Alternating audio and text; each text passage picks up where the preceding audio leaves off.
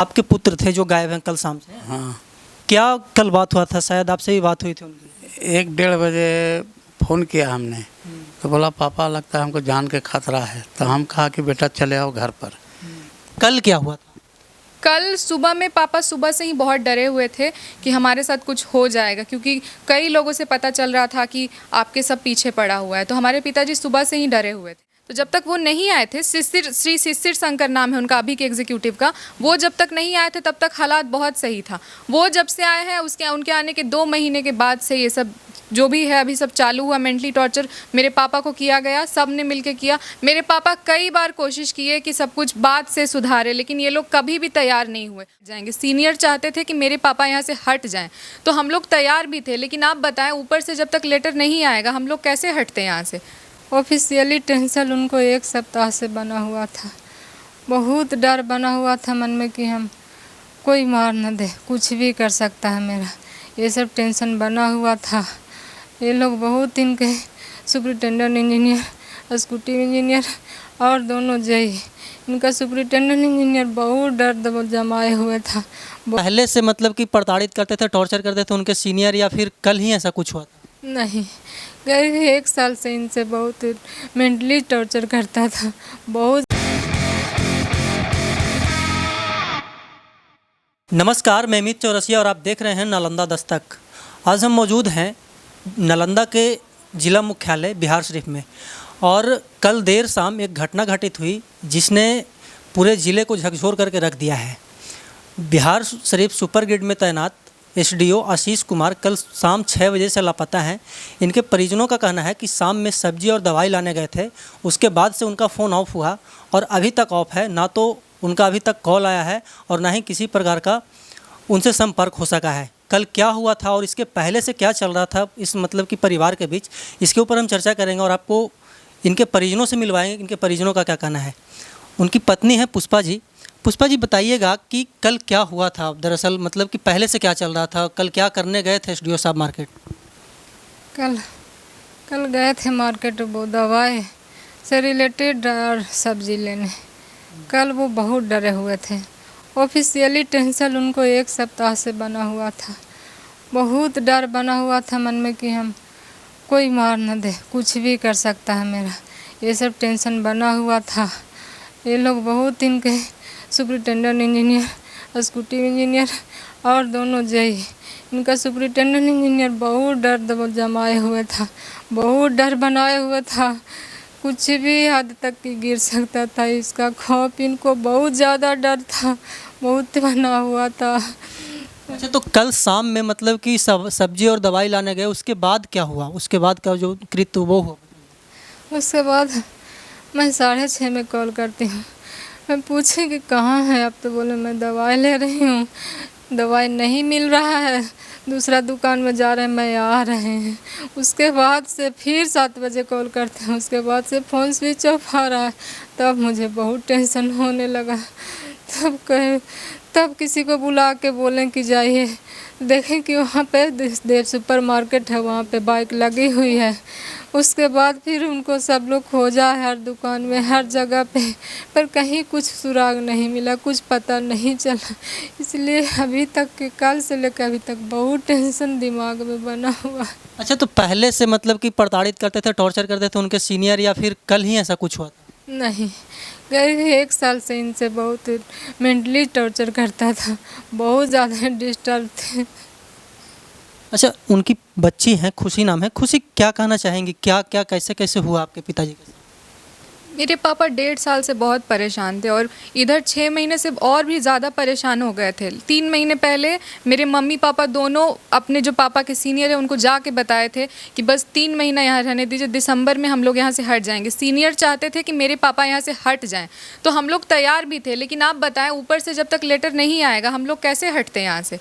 तो अच्छा, सीनियर क्यों चाहते थे कि आप मतलब कि आपके पिताजी का यहाँ से ट्रांसफ़र हो? पहले जब हम लोग यहाँ शुरू में आए थे तो सब सही था। पहले यहाँ पे जो अभी यहाँ पे सुपरिटेंडेंट इंजीनियर है वो पहले एग्जीक्यूटिव इंजीनियर थे, लेकिन उनका प्रमोशन हुआ तो उनके जगह पे फिर कोई और आए। तो जब तक वो नहीं आए थे, श्री शिशिर शंकर नाम है उनका अभी के एग्जीक्यूटिव का, वो जब तक नहीं आए थे तब तक हालात बहुत सही था। वो जब से आए हैं उसके उनके आने के 2 महीने के बाद से ये सब जो भी है अभी सब चालू हुआ। मेंटली टॉर्चर मेरे पापा को किया गया, सब ने मिलके किया। मेरे पापा कई बार कोशिश किए कि सब कुछ बात से सुधारे, लेकिन ये लोग कभी भी तैयार नहीं हुए। और पिछले 6 महीने से मामला बहुत धीरे धीरे बढ़ रहा था और हम लोग इसी कोशिश में थे कि यहाँ से हट जाएं। और प्रॉब्लम ये था कि पापा मेरे काम करते थे, लेकिन इन लोगों को था कि हमेशा जो भी आप समझ रहे हैं ब्लैक मनी एंड ऑल हर चीज़ में, तो मेरे पापा का कहना था कि सर आप करिए, हमें इन सब चीज़ों में मत इन्वॉल्व करिए। मेरे पापा को हमेशा से काम पसंद था, काम में लगे रहते थे, वो कभी इस सब चीज़ में ध्यान नहीं देते थे। और इनका यही परेशानी था कि तुम हमारे साथ मिलकर ये सब क्यों नहीं करते हो। और वही मेरे पापा का था कि सर हम ये सब नहीं करेंगे, आप करें, हम इसमें कभी नहीं पड़ेंगे, लेकिन हमें मत मजबूर करें करने पे। इसी वजह से हमेशा ये लोग बदतमीज़ी से बात करते थे। तो 1-2 बार ऐसा भी हुआ है कि फिर मेरे पापा पलट के जवाब भी दिए। कुछ दिन पहले की ही बात है, 15-20 दिन पहले हमें कहीं जाना था, छुट्टी की ज़रूरत थी। तो यहाँ पे और जितने स्टाफ्स हैं उनसे छुट्टी के लिए उन लोगों को बस बोल देना पड़ता है कि हम छुट्टी लेके जा रहे हैं। पर हमारे पिताजी को जब छुट्टी चाहिए होता था तो हमेशा इनको था कि आप CL लिख दो कि आप छुट्टी पे जा रहे हो। और हमें कहीं इमरजेंसी जाना था उस दिन 4 दिन की छुट्टी पे, तो ये लोग बोलते हैं कि आपका 2 दिन CL बचा है। तो हमारे पिताजी का बस इतना कहना था कि ठीक है सर छोड़ दीजिए, हम नहीं जाएंगे कहीं। उसी दिन बस थोड़ा सा हुआ था कि ये लोग कुछ बोले तो बस हमारे पापा बस पलट के थोड़ा जवाब दिए कि सर हम बहस नहीं करना चाहते। यही बात हुई थी। उस दिन के बाद से जो माहौल ख़राब हुआ है कि 15 दिन पहले यहाँ पे पता चला कि ये सारे लोग मिल के पूरा मेरे पिताजी के खिलाफ एक लेटर लिखते हैं हेडक्वार्टर के पास। और 1 सप्ताह पहले यहाँ पे कमेटी बैठी थी जिसमें सभी लोग आए थे। पापा की जूनियर इंजीनियर हैं एक और जूनियर इंजीनियर हैं जो मेल हैं, और 2 ये तो एग्जीक्यूटिव श्री शिशिर शंकर और सुपरिटेंडेंट इंजीनियर सैयद साकिर, ये सब मिले हुए थे और सब ने हमारे पिताजी के खिलाफ लेटर लिखा था हेडक्वार्टर में। कल क्या हुआ था? कल सुबह में पापा सुबह से ही बहुत डरे हुए थे कि हमारे साथ कुछ हो जाएगा, क्योंकि कई लोगों से पता चल रहा था कि आपके सब पीछे पड़ा हुआ है। तो हमारे पिताजी सुबह से ही डरे हुए थे। लेकिन फिर सुबह में उनको कुछ काम था तो फिर वो ऑफिस भी गए, ऑफिस से घर भी आए थे। उसके बाद फिर शाम में पापा बोले हमारे कि हम जाते हैं थोड़ा दवाई लेकर आते हैं। तो फिर उसके बाद फिर वो गए। पापा से 2 बार बात हुई थी हमारी जाने के 1 घंटे के बाद तक, 2 बार बीच में बात हुई थी। दोनों बार वो सही से कॉल उठाया उन्होंने, वो बोला कि आ रहे हैं। 6:27 में हमारी आखिरी बात हुई। फिर उसके बाद जब आधा घंटा बीत गया नहीं आया तो हमने कॉल किया तो उस टाइम से फ़ोन उनका स्विच ऑफ आ रहा है। मतलब कि शाम में 6:27 पे आपकी आखिरी बात? जी। अच्छा, एक बात और बताइएगा, कल शाम से अभी तक मतलब कि वीडियो बनने तक लगभग 16-17 घंटा बीत चुके हैं, पुलिस अभी तक क्या कर रही है? पुलिस कल आई थी, पूछताछ हुई, FIR भी उन्होंने लिया, आवेदन भी लिया, लेकिन अभी तक कुछ पता नहीं चला हमें। कोई खबर नहीं, कहीं से भी नहीं। सब लोग CCTV कैमरा चेक कर रहे हैं तो, लेकिन उससे भी कुछ खास पता नहीं चला हमें। शासन प्रशासन को क्या कहना चाहिए? हमारी सहायता करिए ढूंढने में मेरे पापा को। अच्छा आंटी, एक बात और बताइएगा, जैसे कि आप सुबह में MP साहब के पास भी गई थी, तो MP साहब से क्या आश्वासन मिला था? वो बोले कि टेंशन मत लीजिए, वो कहीं चला गया है टेंशन में, 12 बजे तक के आ जाएगा अपने से। कोई बड़ा बात नहीं है, इसमें कोई कुछ नहीं करा है। वही बोले हैं, वही आश्वासन दिए कि जाइए 12 बजे तक आ जाएगा। और ऊपर वो लोग कर रहा है, एक्शन ले रहा है, खोज जांच पड़ताल कर रहा है। मतलब MP साहब का कहना था कि 12 बजे तक आपके परिवार वापस आ जाएंगे, टेंशन मत लीजिए। हाँ, लेकिन अभी तक वापस नहीं आए तो बहुत टेंशन हो रहा है। इसीलिए हम मीडिया वाला से करना तो कोई कड़ा एक्शन लिया जाए इनके खिलाफ। अच्छा, उनके पिताजी हैं जो खुदागंज थाना क्षेत्र के सिरथुआ से चल करके आए हैं, इनसे भी कुछ बात हुई थी, कल हम इनसे चर्चा करते हैं। हाँ, सबसे पहले बताइएगा चाचा, आपका नाम क्या हुआ? राम प्रवेश प्रसाद। आपके पुत्र थे जो गायब हैं कल शाम से? हाँ।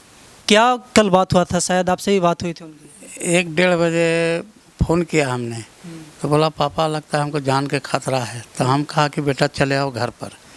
तो बोला कि छुट्टी नहीं दे रहा। हम कि छुट्टी नहीं दे रहा तैयो तुम चले आओ, क्या कर लेगा, नौकरी खा जाएगा। यही बात हुआ और उसके बाद हमसे फिर बात नहीं हुआ। कल आप लोग रात में ही आए थे यहाँ पे?